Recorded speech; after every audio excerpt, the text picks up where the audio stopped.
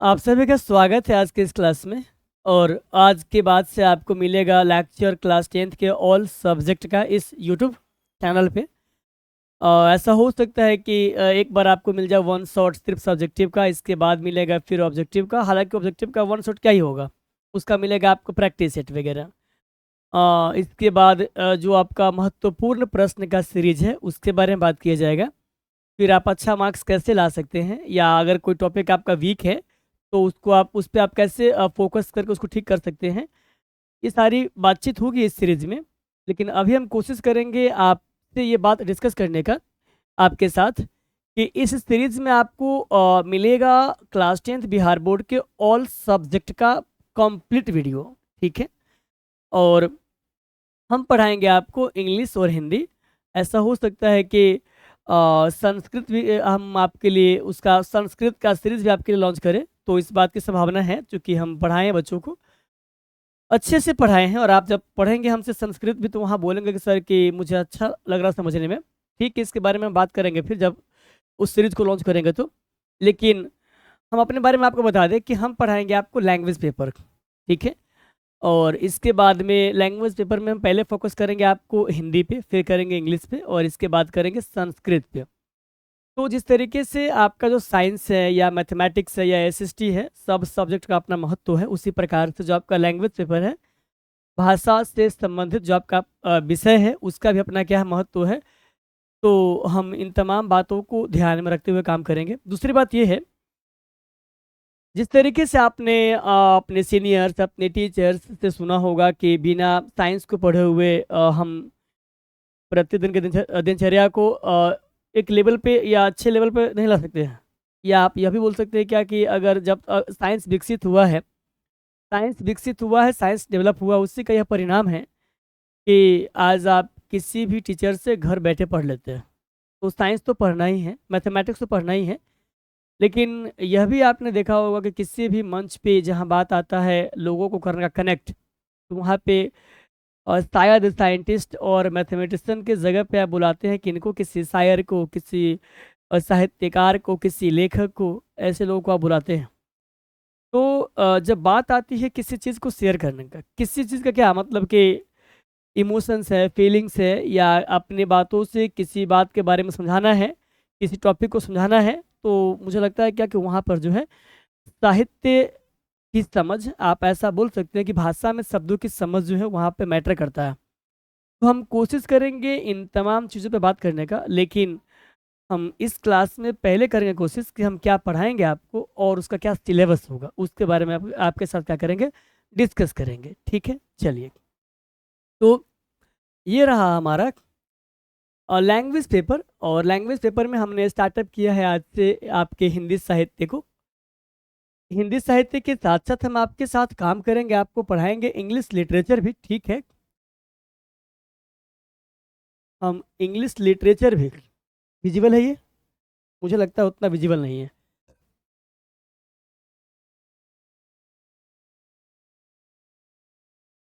Visible है? बिल्कुल नहीं। पहले करना होता है कलर को,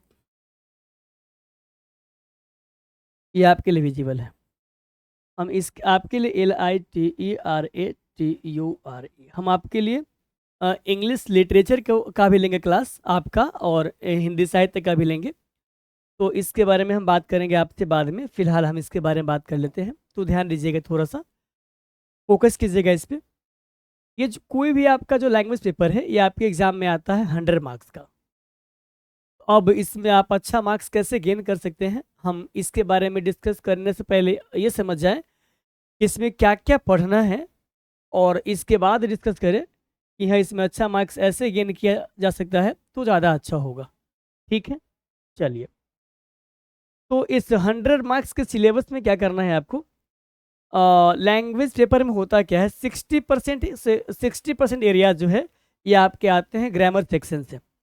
और इसी को आपने कायदे से क्या कहा सर, इसी को आपने कहा व्याकरण खंड। हालांकि ग्रामर सेक्शन से हमारा काम क्या हो जाएगा, चल जाएगा। बाकी आपका, आप बोल सकते हैं बुक, ये बुक से आपका आता है 40% क्वेश्चन। ठीक है सर, यहाँ से आपको मिलेंगे 40% क्वेश्चन।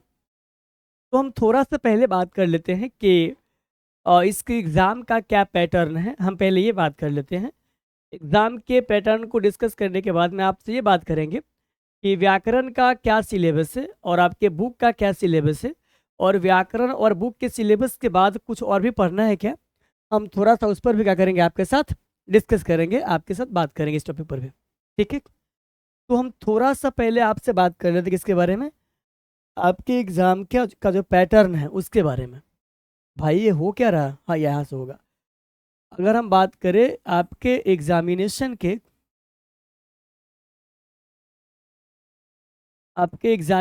के पैटर्न के बारे में अगर आपसे हम बात करें,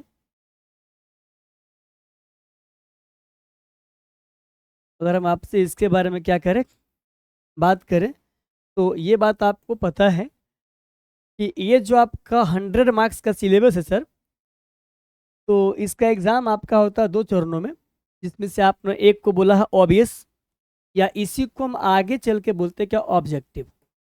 ठीक है, तो हम लोगों ने इसे क्या बोल दिया सर, इसे बोल दिया हम लोगों ने objective question type, objective type question, objective type question.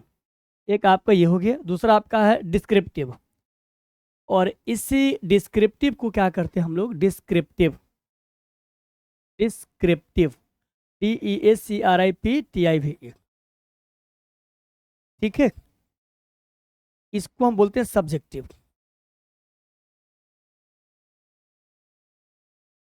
तो 50% क्वेश्चन आपके यहाँ से आते हैं,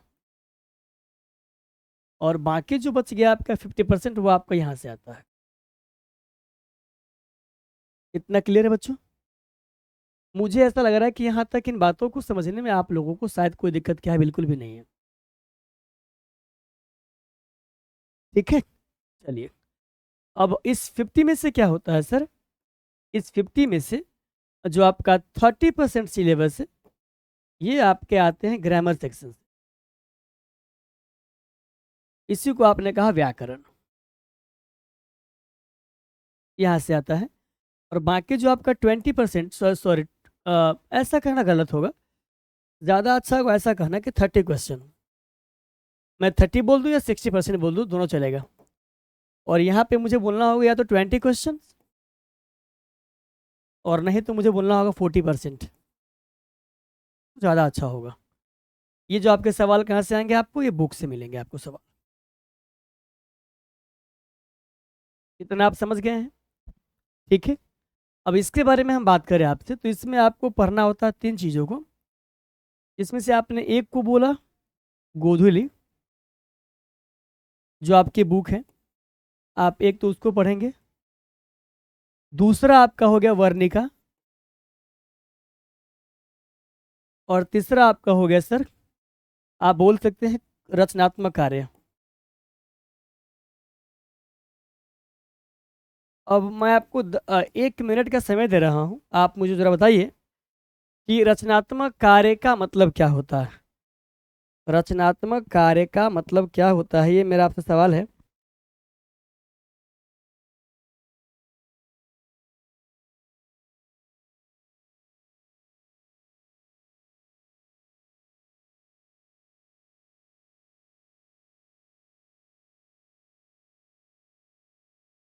मुझे लग रहा है कि आप जो है बता सकते हैं, और अगर आप नहीं बताएंगे फिर भी कोई दिक्कत नहीं है, हम बताएंगे आपको इस स्लाइड के बाद। इतनी बातों को आप समझ गए हैं, और इन बातों को समझने में तो आपको भी किसी प्रकार का कोई दिक्कत क्या होगा, बिल्कुल भी नहीं होगा। अब आपसे आगे बात कर लेते हैं। अब हम आपसे बात करते हैं किसके बारे में, आपका जो गोधुली है, इसके बारे में अगर आपसे थोड़ा सा बात करें, तो इस बात को आप सभी जानते हैं कि इस बुक को जो है डिवाइड किया गया 2 पार्ट में। इस बुक को आपने क्या किया है सर, आपने नहीं, मतलब जो आपका सिलेबस करते हैं निर्धारण, उन्होंने क्या किया है, इसको डिवाइड किए 2 पार्ट में, जिसमें से आपका एक हो गया पोएट्री सेक्शन, POETRY,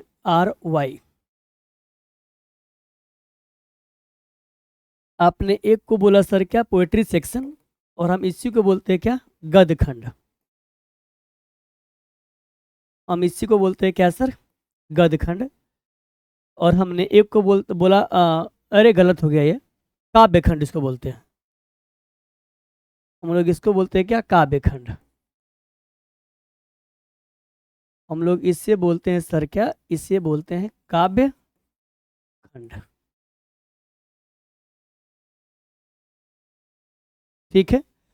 और इसके बाद वाले को हम लोगों ने बोला क्या, प्रोज सेक्शन, प्रोज सेक्शन। और हमने इसे क्या कहा सर, गद्य खंड।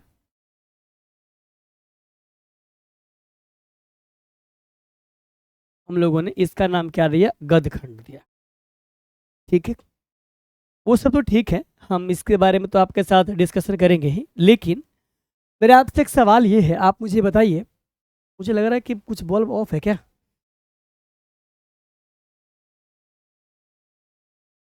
तो अरे भाई, देयर इज समथिंग रॉन्ग, कि कुछ तो गलत हो रहा है मेरे साथ। अब ठीक है, चलिए। तो हमने ये कहा था कि इसके बारे में तो हम बात करेंगे आपसे, लेकिन मेरा आपसे एक सवाल ये है कि क्या आप मुझे बता सकते हैं गोधली का मतलब क्या होता है, इसका मीनिंग क्या होता है।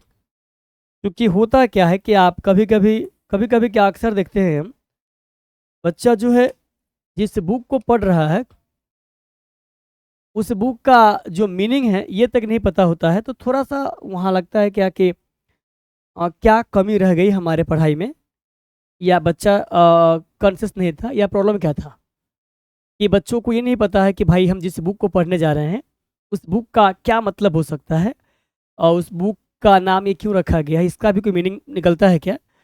तो अगर आपको ऐसा लगता है सर कि गोधली का क्या मतलब होता है, तो आप मुझे बताइएगा। और अगर आप इसके मीनिंग को जानने के लिए इंटरेस्टेड है, लेकिन कोई आइडिया आपको नहीं मिल रहा है, तो क्या कीजिएगा, आपका जो गोधली का बुक है, हिंदी का जो बुक आपका गोधली है, आप क्या करेंगे सर, आप उसका जो फ्रंट पेज है, मतलब बुक का जो इंटरफेस है, जैसे आप कहोगे ना ये, तो इसको देखिएगा, तो एक फिगर बना होगा, और उस फिगर से कीजिएगा कनेक्ट, तो आपको समझ में आएगा कि ये सर की गोधली का मतलब ये होता है। अगर आपको पता है तो ठीक है, नहीं पता है तो हमको बोलिएगा कमेंट बॉक्स में, हम नेक्स्ट वीडियो में उसके बारे में अच्छे से आपसे बात करेंगे, क्योंकि हम चाहते हैं कुछ सवाल आपके लिए भी क्या हो रहे, ये आप समझ गए। दूसरी बात, काव्य खंड में होता क्या है सर, इसमें आप पढ़ते हैं, इसका मतलब है कविताओं का संग्रह। इसको आपने कहा क्या, कविताओं का संग्रह। काव्य खंड को आपने कायदे से बोला कविताओं का संग्रह। और हमको सबसे पहले इन बातों को समझने के लिए समझना होगा, जानना होगा, और जानना ये होगा कि कविता क्या होता है। तो अगर हम यहाँ पे मेंशन करें वर्ड कविता को, कि कविता क्या होता है, तो इसको समझने के लिए हम क्या कर लेते हैं, यहाँ लिख लेते हैं,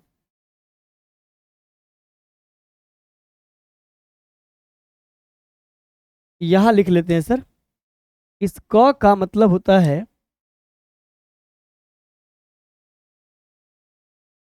कल्पना। ठीक है। और इस वी का मतलब होता है विचार। और इस ता का मतलब होता है तालमेल, तालमेल। तो अब ये बात हमें समझ में आ रही है सर, इन बातों को हम बता सकते हैं कि कल्पना और विचार के तालमेल को हम क्या कहते हैं, कविता कहते हैं। तो जब पढ़ाएंगे इसको वहाँ पे डिस्कस करेंगे अच्छे से, ताकि आप इनको अच्छे से क्या कर पाओ, समझ पाओ। आप सीधा बोल सकते हैं कल्पना और विचार के ताल, कल्पना और विचार के तालमेल को कविता कहते हैं।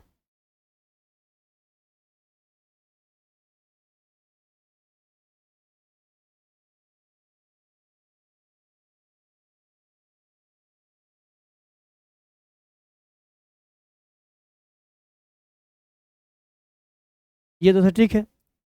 अब इसमें कल्पना क्या होता है, विचार क्या होता है, ये बात आपको पता होगा, इस बात के बारे में आप जानते होइएगा।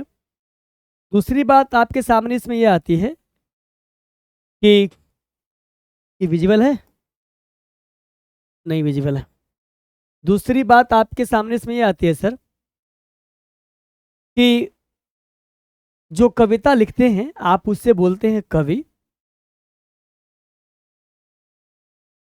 और आप इसे बोलते हैं इंग्लिश में पोएट, और आप इसे बोलते हैं, इसका प्रोनाउंसिएशन दो है, कहीं कहीं बोलता है पोम और कहीं कहीं पोयम। तो आपको बताना है कि ब्रिटिश एक्सेंट में ये पोम है कि पोयम है, या अमेरिकन एक्सेंट में ये पोम है कि पोयम है। ये कुछ सवाल है, ये आपके लिए है, आप बताएंगे मुझे, मैं ऐसा उम्मीद करता हूँ। दूसरी बात ये है कि इसमें जो काव्य खंड में कविताओं का जो संग्रह है, इसमें कविताओं की जो कुल संख्या है वो आपका 12 है, 12 है, 12 है, ठीक है। और गद्य खंड में अगर हम बात करें तो इसमें आप पढ़ते हैं क्या, इसमें कहानी है, उपन्यास है, किसी इंसान का जीवनी है जिसको आप बोलते हैं आत्मकथा। जीवनी हालांकि दो टाइप का होता है, एक होता है क्या कि किसी के बारे में कोई और लिखता है तो हम उसको सीधा बोलते जीवनी, और अगर कोई इंसान अपने बारे में खुद से लिखता है तो उसे कहते हैं कि आत्मकथा, ठीक है। फिर यात्रा वृतांत है, भाषण है, आप बोल सकते हैं कॉमेडी वगैरह है, कोई और ट्रेजेडी वगैरह है। तो इन सब बातों को हम कहाँ पढ़ते हैं सर, गद्य खंड में पढ़ते हैं, ठीक है। तो इसकी संख्या भी कितनी है, 12 है। तो कुल मिलाकर के आप ये बात समझ गए कि आपका जो गोधुली है, यहाँ से आपके एग्जाम में आएंगे आपको 30 मार्क्स का सवाल, 30 मार्क्स का क्वेश्चन आपका यहाँ से आएगा। अब आपके दिमाग में ये बात आ सकता है सर कि 30 मार्क्स का सवाल आएगा, तो आपने बोला कि बुक से आता 40% सिलेबस, तो जो हमारा 10% सिलेबस है वो कहाँ चला गया। तो सर 10% जो आपका सिलेबस है उसके लिए आपको पढ़ना होगा सेकेंड बुक जिसका नाम वर्णिका है, जिसका नाम क्या है सर, वर्णिका है। और वर्णिका से 10 मार्क्स का सवाल पूछे जाते हैं आपके बिहार बोर्ड के सिलेबस में, हिंदी में, क्लास 10th में। और इसके लिए आपको पढ़ने पड़ेंगे 5 चैप्टर, और इस 5 चैप्टर को जब पढ़ेंगे आप, तो मुझे लगता है क्या कि आप अपने लाइफ में अब तक जितना कहानी पढ़े होंगे उसमें से कुछ न कुछ रहा होगा आपका फेवरेट। तो क्लास 10th का जो आपका हिंदी है, और हिंदी के जो आप हिंदी का जो बुक है गोधुली, और उसके साथ साथ आपको पढ़ना होता है वर्णिका। तो वर्णिका और गोधुली आप जब दोनों पढ़ेंगे तो आपको ऐसा महसूस होगा कि सर मुझे लगता है क्या कि इसमें से कुछ ऐसी कहानियां हैं जो मेरे दिल को टच करता है, छू के जाती है, और one of my best story में से एक है ये। मेरे जितनी भी कहानी है उसमें से क्या है, ये एक है। मज़ा आएगा पढ़ने में आपको। तो हम इसको दो तरीके से पढ़ेंगे। पहला कि एग्ज़ाम में कैसे अच्छा मार्क्स ला सकते हैं by using all this things, और दूसरा ये कि कहानी पढ़ के हमको क्या सीखने को मिलता है अगर हम कहानीकार बनना चाहते हैं, या कहानीकार का किस लेवल का होता है पब्लिसिटी, या आप बोल सकते हैं कैसे होते हैं पॉपुलर, या हमें क्या सिखाने की करते हैं कोशिश, या आप बोल सकते हैं कि हम बच्चों को गवर्नमेंट जो है या जो आपके एजुकेशन मिनिस्टर हैं जो बनाती है इस पूरे सिस्टम को, वो इस प्रकार के स्टोरीज से हमें क्यों चाहती है कराना रूबरू। तो हम इन सब चीज़ों के बारे में क्या करेंगे सर, डिस्कस करेंगे, ठीक है। तो आपने ये समझा अभी कि 10 मार्क्स का जो आपका सिलेबस है वो कहाँ से आएंगे आपके, वो आएंगे आपको यहाँ से आ जाएंगे, वर्णिका से आ जाएंगे, ठीक है। अब आगे बात कर लेते हैं। अब आता है बात व्याकरण का। तो इसमें होता क्या है सर, इसमें आप अगर यूट्यूब पे जाएंगे, अगर आप जाएंगे यूट्यूब पे, और यूट्यूब पे जाने के बाद में अगर आप सर्च करेंगे क्लास 10th के व्याकरण का सिलेबस, तो मुझे लगता है क्या कि बहुत ऐसे टीचर हैं, बहुत ऐसे क्या है sir, SYLLABUS syllabus of grammar, बहुत ऐसे टीचर हैं जो आपको इसका बताएंगे सिलेबस के बारे में। लेकिन मुझे लगता है क्या कि ठीक है 23rd के आसपास या 23 से 26 इतना टॉपिक पढ़ना है आपको, ठीक है। लेकिन मुझे लगता है क्या जो आपका मेजर टॉपिक्स है, जो आपके MEASURE जो आपके मेजर टॉपिक्स है, इसमें 15 भी अगर आप अच्छे से करते हैं कवर अप, तो आप एक अच्छे जगह पे पहुंच सकते हैं, अच्छा मार्क्स ला सकते हैं। लेकिन हमारी कोशिश ये होगी कि हम लोग जो है 100 आउट ऑफ 100 के लिए काम करें। हम लोग 100 आउट ऑफ 100 के लिए क्या करें, काम करें। और इसमें होगा क्या, चूंकि आपका जो लैंग्वेज पेपर है ये आपका होता है स्कोरिंग सब्जेक्ट, और अगर ये आपका होता है स्कोरिंग सब्जेक्ट तो आप ऐसा बोल सकते हैं कि आपको इसमें स्कोर करना होगा, और आप इजीली स्कोर कर भी सकते हैं। बस मुझे लगता है क्या कि इसमें 80% मार्क्स जो है, 80 to 85, इसमें 85 80 to 85% जो आपका मार्क्स है, ये मार्क्स सामान्य बच्चा भी ला सकता है।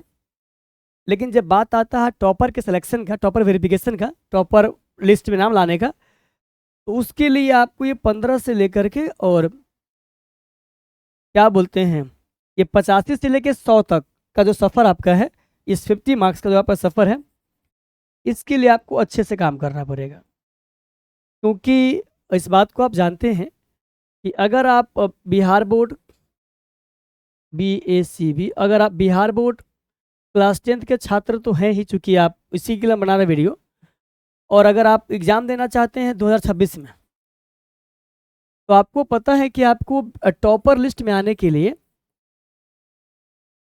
आपको टॉपर लिस्ट में क्या आने के लिए क्या करना होगा, कम से कम 485 और नहीं तो 490, इतना मार्क्स का जो आपका सफ़र है उसे करना होगा तय।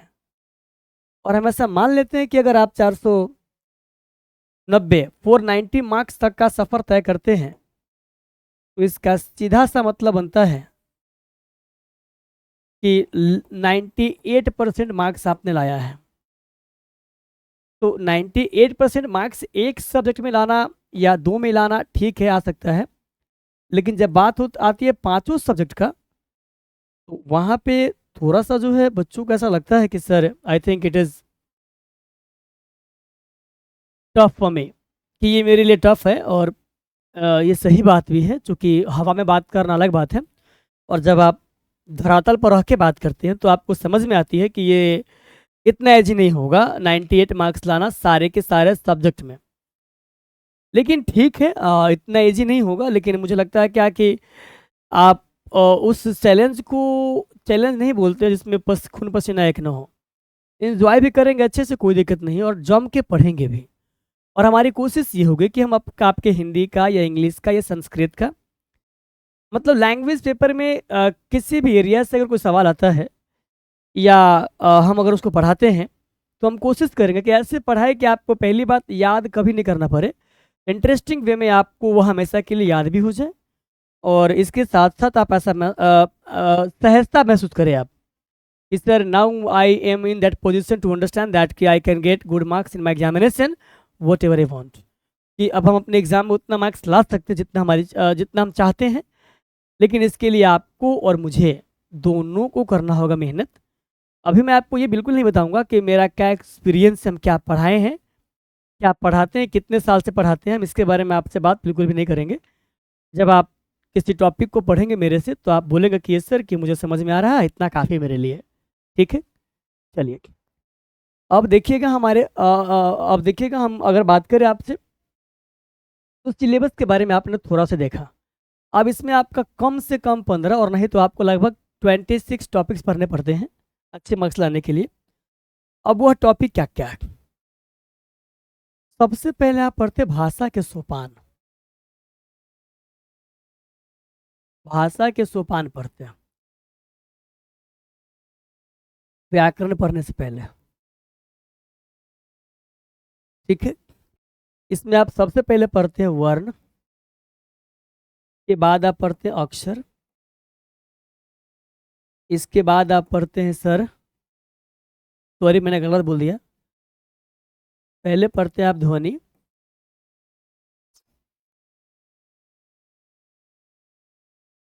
ध्वनि, फिर पढ़ते हैं आप वर्ण, फिर पढ़ते हैं आप अक्षर, फिर पढ़ते हैं आप शब्द, फिर पढ़ते हैं आप पद, फिर पढ़ते हैं आप वाक्य, और इसके बाद में जब बहुत सारा वाक्य बनता है तब आप पढ़ते हैं क्या, भाषा। तो ये हैं आपके भाषा के 7 सोपान।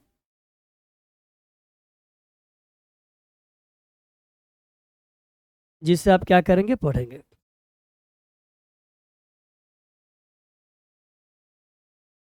ठीक है, इन चीज़ों को क्या करेंगे सर, आप पढ़ेंगे। तो इसी में हम अगर बात करें व्याकरण के सिलेबस को लेकर के, तो इसके सिलेबस में आपको पहले पढ़ना होगा, क्या पढ़ना होगा सर, हम वर्ण पढ़ते हैं, वर्ण के बाद में हम संधि पढ़ लेते हैं, संधि के बाद में हम समास पढ़ लेते हैं, इसके बाद हम शब्द पढ़ते हैं, इसमें बनावट के आधार पर, उत्पत्ति के आधार पर, क्या बोलते हैं उसको, रचना के आधार पर, ये सब पढ़ते हैं हम लोग। बनावट रचना की होता है। अर्थ के आधार पर 4 प्रकार से हम पढ़ते हैं शब्द, इसमें आपका तत्सम, तद्भव, देशज, विदेशज, फिर आपका क्या बोलते हैं उसको, सार्थक शब्द, निरर्थक शब्द, फिर आपका योग, यौगिक, योग रूढ़, सब पढ़ना है आपको। तो क्या बोलते हैं, वर्ण संधि समास, वर्ण संधि समास शब्द के बाद हम क्या पढ़ लेंगे, प्रत्यय। नहीं, ये आपका उपसर्ग है, फिर ये आपका प्रत्यय है, फिर आप पढ़ेंगे क्या बोलते हैं, वचन पढ़ेंगे, फिर आप कारक पढ़ेंगे, फिर आप संज्ञा पढ़ेंगे, इसके सारे टाइप पढ़ेंगे, सर्वनाम पढ़ेंगे, इसके टाइप पढ़ेंगे, संज्ञा सर्वनाम विशेषण है, यह आपका हो गया क्रिया, फिर पढ़ेंगे आप क्रिया विशेषण, क्रिया विशेषण पढ़ेंगे आप, संबंधवाचक अब यह है संबोधन वगैरह है, उस सब के बारे में कम आता है सवाल आपके एग्जाम में। फिर पढ़ेंगे आप मुहावरा, फिर आप पढ़ेंगे अनेक शब्दों के लिए एक शब्द,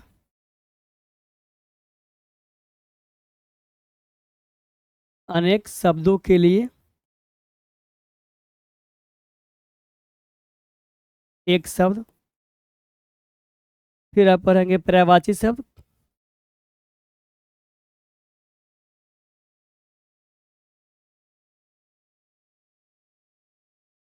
पर्यायवाची शब्द, फिर आप पढ़ेंगे विलोम शब्द,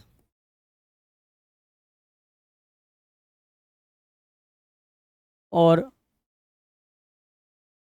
विलोम पढ़ेंगे आप। इसके बाद जो है क्या बोलते हैं, कुछ ऐसे टॉपिक है जिसके बारे में बात कर सकते हैं। जैसे मैं आपसे पूछूं ये ही क्या है, आप बोलते हैं ना इंग्लिश में कि आई डू नो, मैं जानता तो हूँ, कि आपका डू क्या कर रहा है, इम्फेसाइज कर रहा है, क्या कर रहा है सर, इम्फेसाइज कर रहा है। इसी से आपका बनता है एम्फैटिक, इम्फैटिक इसी से बनता है, इसी से आपका बनता है एम्फेसिस, एम्फेसिस, एम्फेसाइज, एम्फेसिस, एम्फेथेटिक, सब बात की बात है। तो अगर मैं आपसे पूछूं इस सवाल की हिंदी में आप इस ही को क्या बोलते हैं, नियात, ये क्या होता है। तो इसी तरीके से कई सारे टॉपिक ऐसे पढ़ने हैं, आपको पढ़ लेंगे हम। फिर आपका है वाक्य को शुद्ध करना, वाक्य को, शब्द को शुद्ध अशुद्ध दिया रहेगा, आप उसको आपको ठीक करना पड़ेगा। ये सारी चीज़ें हैं, 1 2 3 4, काल लिखे कहीं पे, हम यहाँ पे काल भी लिख लेते हैं, वचन लिखा होगा, पुरुष लिखा है, चलिए 1 2 3 लिंग निर्णय करें, कहाँ लिखे हैं? लिंग निर्णय करें।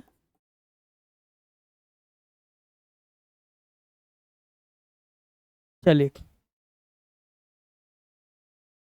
ये आपका 1 2 3 4 5 6 7 8 9 10 11 12 13 14 15 16 17 18 19 20 5 से 6 टॉपिक और भी हैं, हम और पढ़ते हैं। और अगर और बात करें आपसे, जिसको मैंने बोला है कंपोजिशन वर्क, जिसको हमने बोला है कंपोजिशन वर्क, इसका हिंदी होता है रचनात्मक कार्य। रचनात्मक कार्य, तो इसमें हम लोग पढ़ते हैं आवेदन, इसमें हम लोग पढ़ते हैं पत्र, इसमें हम लोग पढ़ते हैं संक्षेपण, इसमें हम लोग पढ़ते हैं गद्यांश,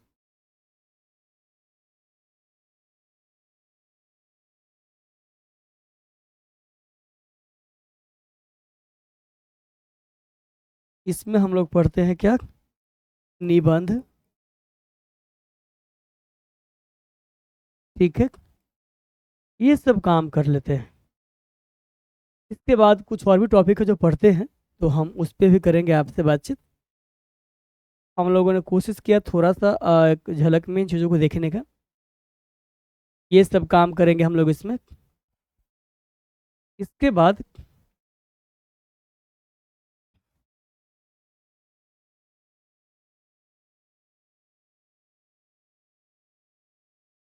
अगर बात करें, तो आपने देखा क्या कि आपके ग्रामर के सब सिलेबस, फिर आपने देखा आपने आपको बुक पढ़ना है, फिर देखा आपने वर्णिका का 5 चैप्टर आपका है।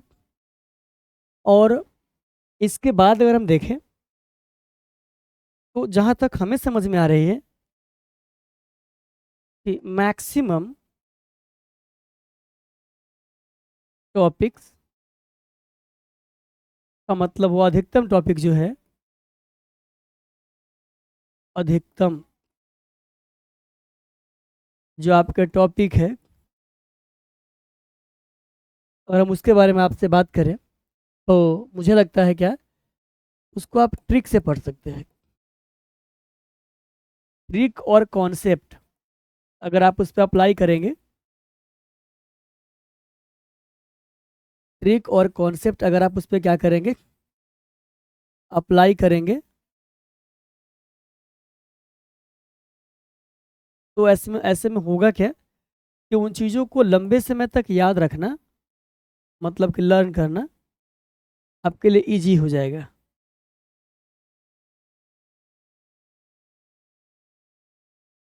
ठीक है, आसान हो जाएगा आपके लिए।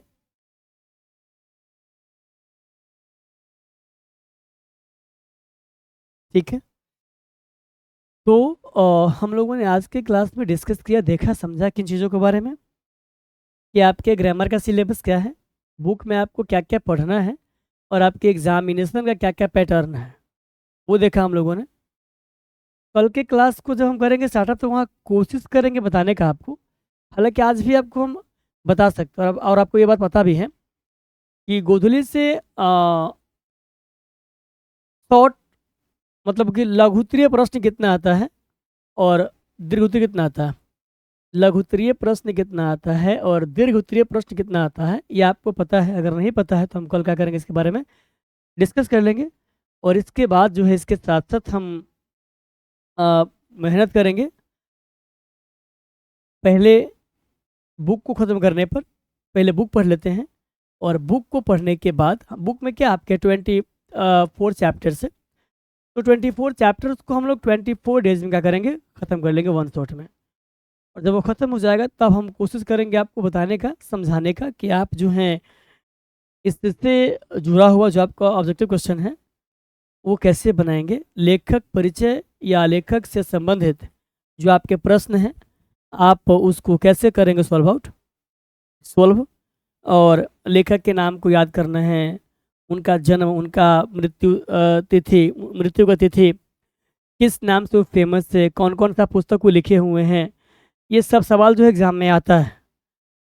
और अगर आप स्टेट बोर्ड के हैं, बिहार बोर्ड के बच्चे हैं और हिंदी आपकी मातृभाषा है, तो आपको पता ही बात है कि हिंदी जिस भाषा को आप बोलते बचपन से, और अगर उस भाषा में आपका मार्क्स नहीं आएगा तो कहीं न कहीं आप ऐसा फ़ील करेंगे, आपको ऐसा महसूस होगा कि कहीं न कहीं कुछ न कुछ कमी तो रह गई थी सर। और एक बार आपके मार्कशीट में लिखा गया भाई कि 60 मार्क्स, तो 61 उसको कोई नहीं कर सकता है।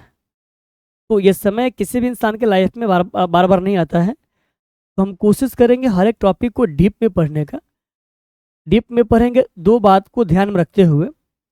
पहला कि हम रिवाइज़ करने से ज़्यादा विश्वास रखते हैं किसी टॉपिक को ढंग से पढ़ने का।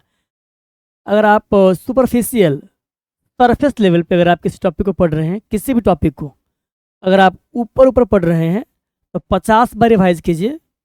जितना आप पढ़े थे, उसी बात को आप रटते रहिए। ऐसा हो सकता है कि रटने से आपको याद रहे भी, और ऐसा भी हो सकता है कि आप मिस कर जाएँ। लेकिन अगर आप किसी भी टॉपिक को ढंग से पढ़ें, डीप में पढ़ें, समझ के पढ़े हैं, आपने अपना कंसंट्रेशन उस समय दिया था और इसके बाद आप रिवाइज़ करते हैं, तो मुझे लगता है क्या कि it is more beneficial than that method. ये मेथड जो है उस मेथड की तुलना में क्या होगा, मोर बेनिफिशियल होगा, ज़्यादा महत्वपूर्ण होगा। तो हम कल के क्लास में आपसे मिलेंगे। श्रम, विभाजन और जाति प्रथा आपका निबंध है, जिसको लिखा गया है आधुनिक मनु, आप बोल सकते हैं संविधान के पिता डॉक्टर भीमराव अंबेडकर के द्वारा। तो डॉक्टर भीमराव अंबेडकर के द्वारा लिखित ये जो आपका चैप्टर है, पूरे हिंदी में सबसे पहले इसको क्यों रखा गया है, इसके पीछे कोई लॉजिक है या ऐसे रखा गया है, हम इन तमाम बातों पे क्या करेंगे, डिस्कस करेंगे कल के क्लास में। तो आपसे मिलते हैं कल। Till then, bye bye, take care. ठीक है बच्चों।